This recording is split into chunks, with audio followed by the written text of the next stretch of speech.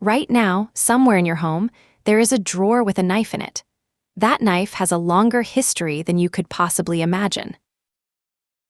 The knife is 2.5 million years old, older than fire, older than language, older than our own species.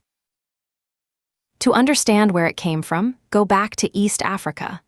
No cities, no language, just open savanna and a particular kind of ape. Around 2.5 million years ago, a small-brained ancestor called Homo habilis picked up a rock. What happened next changed everything. Homo habilis struck that rock against another. The impact sent a flake spinning off, thin, razor-sharp along its edge. Not beautiful, but it worked. Archaeologists call these the Alduin tools, named after Olduvai Gorge in Tanzania. They are the oldest stone tools ever found, the knife in its most primitive form. With a sharp flake, early hominins could cut meat from bone, something no primate hand could do alone. Brains grew bigger. The knife, in a very real sense, built us. The best material was obsidian, volcanic glass that fractures into edges sharper than surgical steel. Ancient toolmakers sometimes traveled hundreds of miles to quarry it. Shaping stone by striking it, called knapping, took years to master. The angle of the blow, the force, the platform, get it wrong and the blade shatters. For nearly 2 million years, humans kept refining the technique. By around 700,000 years ago, Homo erectus was producing symmetrical hand axes, teardrop-shaped, fitting the palm. These tools traveled with our ancestors out of Africa, into Asia, into Europe. Wherever humans went, the knife went with them. It was not optional, it was survival.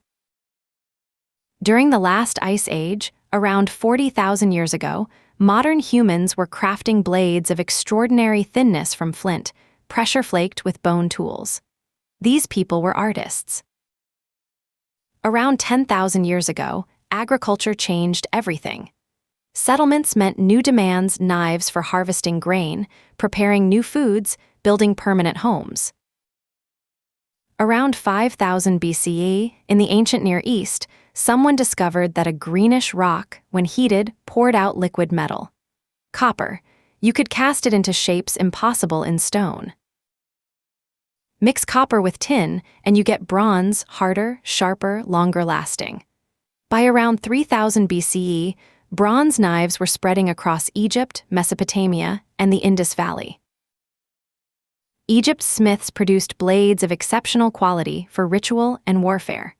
Bronze made the knife a prestige object for the first time, a tool that could also signal status.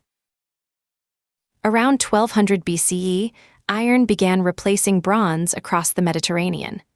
Iron ore was far more common than tin or copper. Suddenly, almost anyone could own a metal blade. Within a few centuries, iron knives appeared from sub-Saharan Africa to Scandinavia. The blade that had once been a luxury became ordinary. This is when the everyday knife was born. But ordinary was not the whole story. In the ancient world, one kind of steel became legendary, forged from woots, produced in India and traded west along ancient routes. Wootz steel, made in South Indian crucibles as early as 300 BCE, had a carbon structure that gave it extraordinary flexibility and edge retention. Western smiths could not replicate it. When polished, these blades revealed a swirling, watered pattern, bands of light and dark flowing like wood grain.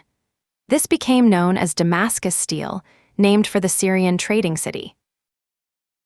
Sometime around 1700 CE, the technique was lost. Depleted ore sources, disrupted trade routes, the exact reason is still debated.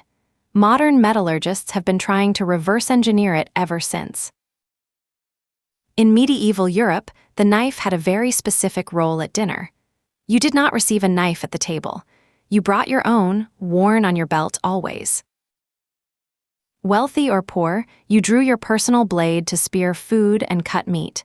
The idea of table-set cutlery simply did not exist. The knife was personal property. These knives were pointed, useful for stabbing food, cleaning fingernails, a dozen other tasks. But at the dinner table, after wine and argument, a pointed blade was also dangerous. In 17th century France, dinner parties among men who carried sharp blades sometimes turned violent. Cardinal Richelieu, chief minister of Louis XIII, had had enough. In 1637, by one widely cited account, Richelieu ordered the pointed tips ground off all knives used at his table. A small act with enormous consequences. Richelieu understood that controlling behavior at the table was about controlling social order. The rounded knife tip was a symbol, civilization, literally, filed down. Over the following decades, the rounded dinner knife spread through French aristocratic circles and across Europe. By the 18th century, a pointed table knife was considered rude. A habit 2.5 million years old had been altered by one man's dinner table decree. The shape of the blade followed the shape of social anxiety. Meanwhile, one English city was becoming the knife capital of the world. Sheffield, in Yorkshire, had been producing blades since at least the 14th century. Chaucer mentions a Sheffield knife in the Canterbury Tales. Sheffield's rivers powered grinding wheels that sharpened blades for export across the globe. The city's cutlers formed guilds, fought competition, and set global standards for quality. Steam power arrived in Sheffield in the early 19th century. Small workshops became factories. Where craftsmen once made dozens of knives a week, machines now made thousands a day. Mass production drove prices down so far that steel knives, once a luxury, became affordable to working families. The kitchen drawer became a middle-class reality. In 1891, a Swiss cutler named Karl Elsner won a contract to supply the Swiss army with a standard soldier's knife. Blade, screwdriver, can opener, and punch. Elsner's knife, compact, red-handled, bearing a white cross, went into production that same year.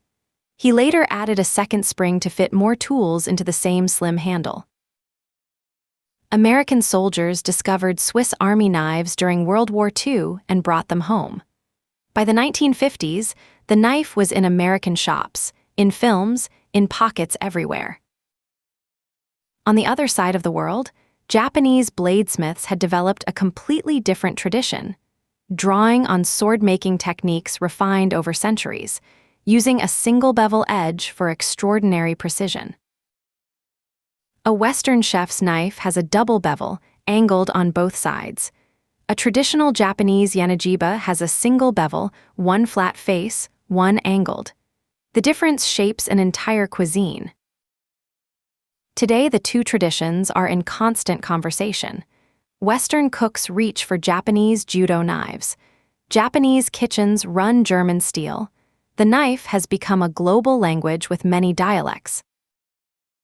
One more revolution came in 1913 when English metallurgist Harry Brearley discovered that adding chromium to steel prevented rust. Stainless steel arrived. The knife became nearly maintenance-free. The knife in your drawer today is almost certainly stainless steel. It costs a fraction of what its medieval equivalent would have, and it lasts a lifetime without rusting.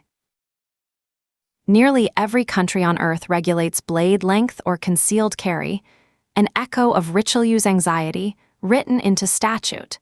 We have never fully made peace with what a blade can do. And yet the knife remains the most universally owned tool on the planet. Every cuisine in the world is built around it.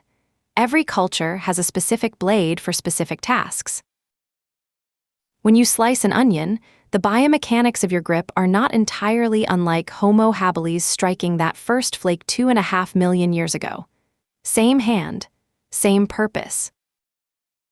The knife tells you something true about humanity. We take a single idea, a sharp edge, and spend 2.5 million years making it better, safer, more beautiful. No tool has traveled further with us or been remade more times. It sits quietly in more drawers, on more mornings, in more kitchens around the world than any other object we own. This is Origins. Subscribe and come back tomorrow. There's a new origin every single morning.